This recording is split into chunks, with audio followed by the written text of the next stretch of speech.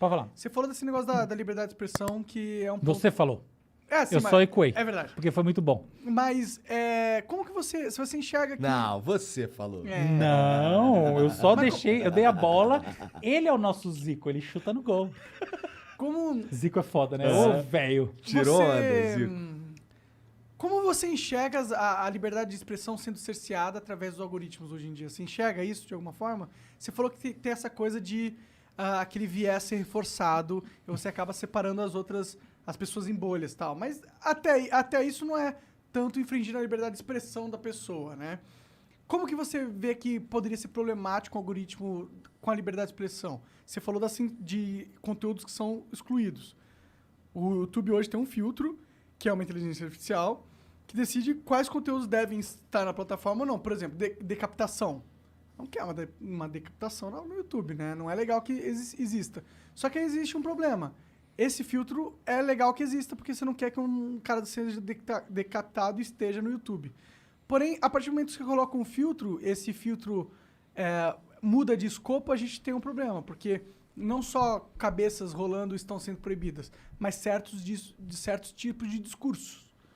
E aí, às vezes, esse algoritmo ele foca num discurso que pode ser nocivo, tipo racismo ou homofobia, mas acaba tirando vídeos que o algoritmo interpretou como racismo e homofobia, mas não eram necessariamente, entendeu? E aí você acaba tendo um problema de liberdade de expressão, porque você tem um algoritmo ali que quer fazer um filtro do conteúdo, ele tem uma boa intenção, mas acaba tirando opiniões que faziam parte do discurso público. Eu simplesmente faço das suas palavras as minhas. Você disse tudo. Eu acho que é isso mesmo. Você tem total razão no que você está dizendo. Acontece muito. E eu acho, a propósito, que uma das coisas, tá? Tem muitas coisas que estão por trás disso. Mas uma das coisas que está por trás disso, curiosamente, é econômica. Porque é o seguinte, nos países emergentes como o Brasil, o número de pessoas, moderadores humanos, envolvidos na filtragem de conteúdos é menor do que, por exemplo, nos Estados Unidos. Eu tenho dados que mostram que, tipo, 80% do investimento em moderadores está nos Estados Unidos. Então, o algoritmo tem que, de fato, baixar a régua, tá, do ponto de vista da percepção do que é perigoso, nocivo ou contra as políticas da empresa, porque falta o moderador humano. Entende? Então, eu acho que não é só uma questão do quanto, da lógica da liberdade de expressão em si, mas do quanto a atenção está sendo dirigida a alguns dos maiores mercados do mundo. Então, um caso paradigmático hoje em dia é o da Índia.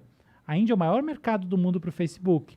E justamente o que saiu recentemente é que os discursos de ódio, aí é o contrário, mas o principal é exatamente esse, proliferam em redes sociais, não vou mencionar a empresa, não importa, por causa da baixa assistência dos moderadores, que na verdade quer dizer simplesmente que tem pouco moderador. Então essa assistência está se traduzindo em número, tá? Então, eu acho que a gente tem que pensar essas coisas também um pouco por essa lógica. Funciona melhor quando você tem mais moderadores humanos. É isso.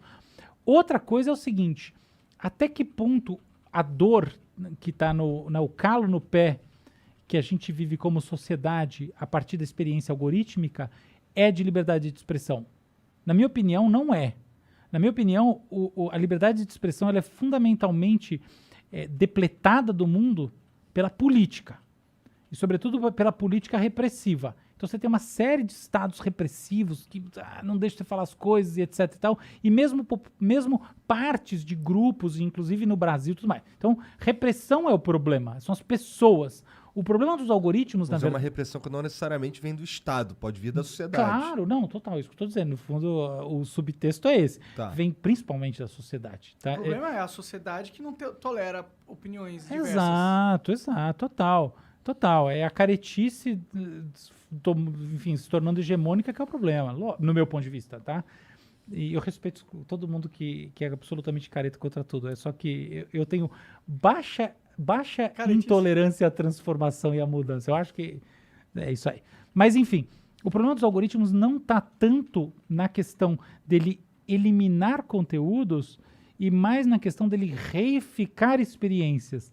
É o fluxo continuado de algo gerando uma experiência que, em última análise, parte de uma premissa que é o passado deve ser igual ao futuro, o futuro, portanto, reflete aquilo que você gostava antes, e as suas preferências são essa mera continuidade no tempo, que é azafamante, né? Quer dizer assim, é angustiante, é ruim pra gente, e em última análise reduz a nossa experiência informacional, criativa, existencial do mundo. E você acha que existe solução para esse problema? Porque... Sim. Ok, claro que existe solução, mas você acha que a gente está caminhando para implementá-las? A gente, quer dizer, a humanidade? É. Sim. Sim, tá.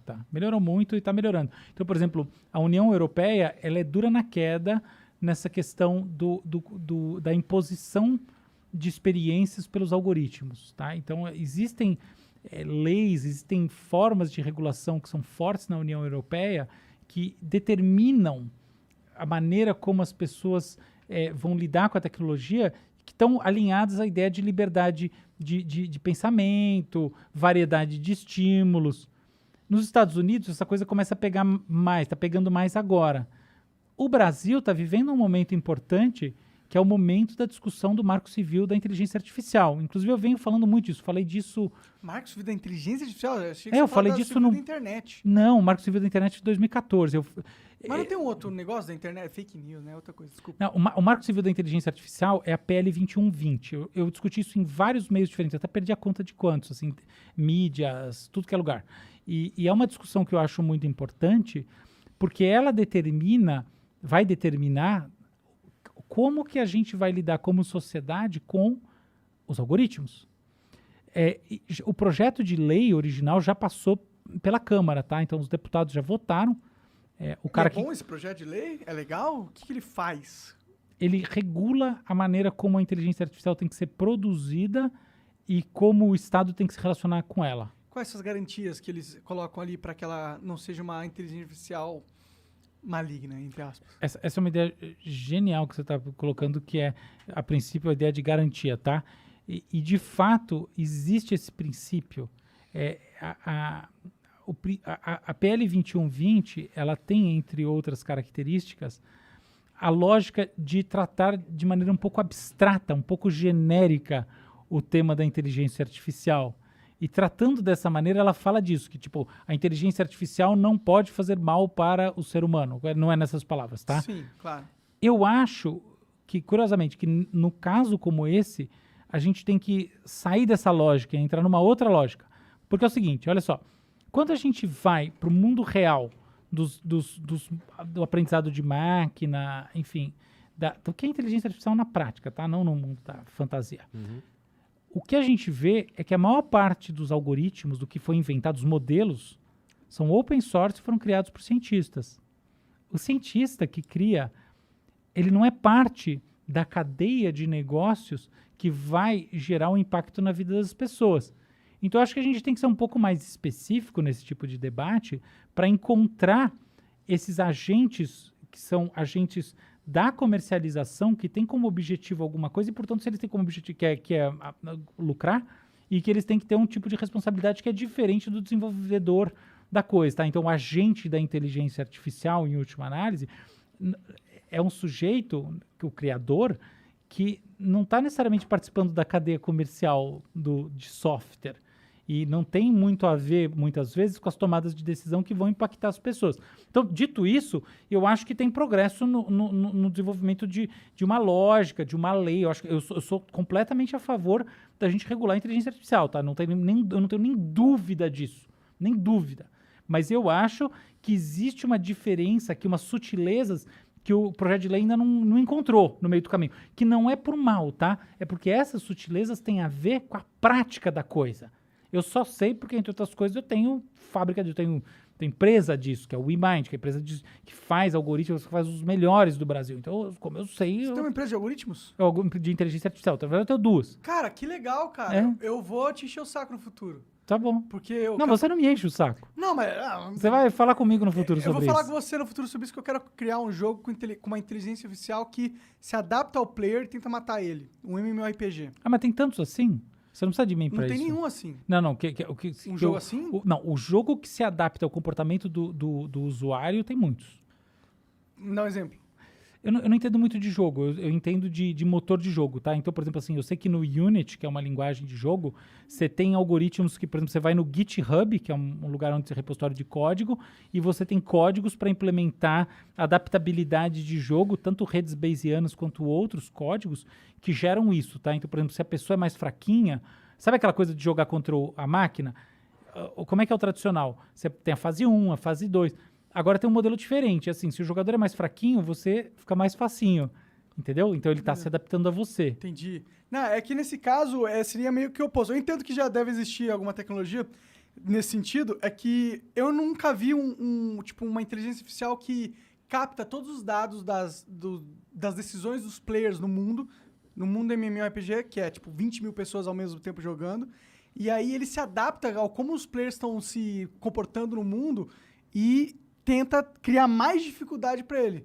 E, na verdade, eu precisaria da sua ajuda para encontrar essas pessoas, porque é muito difícil encontrar pessoas no Brasil que têm esse conhecimento, entendeu? E aí, pô, quando quiser no futuro montar essa empresa de games, eu quero que você me indique uns caras pica que entende, que saberia montar um software dessa magnitude, entendeu? Tá bom, pode deixar, conta comigo.